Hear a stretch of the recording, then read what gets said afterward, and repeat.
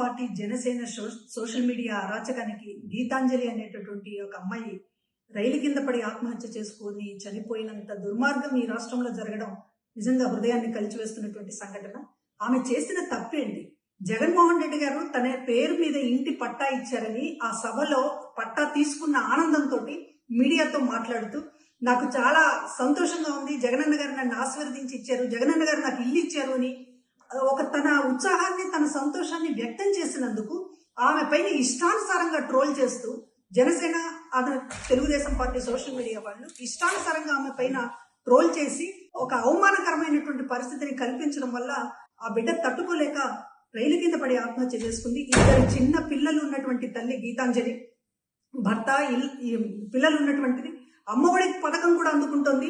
ఆ సంతోషంతో అమ్మఒడి పథకం అందుకుంటున్న సంతోషంతో పాటు ఇళ్ల పట్టా కూడా వచ్చిందనేటటువంటి ఒక ఆనందాన్ని వ్యక్తం చేసినందుకు ఆమెని నిండు ప్రాణాన్ని బలి తీసుకుంది తెలుగుదేశం పార్టీ జనసేన.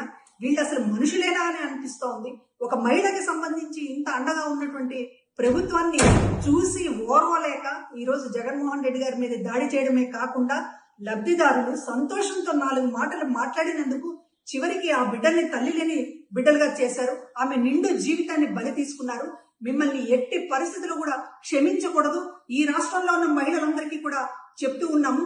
ఇటువంటి ఒక ఆమెని ఇష్టానుసారంగా రకరకాల అవమానకరమైనటువంటి పద్ధతిలో ప్రాణం తీసుకోవాలన్నంత ఒక హింస పెట్టినటువంటి ఈ పార్టీలని ఎక్కడ ఉంచాలో మహిళలు ఆలోచించమని చెప్పి కోరుతూ ఉన్నాం.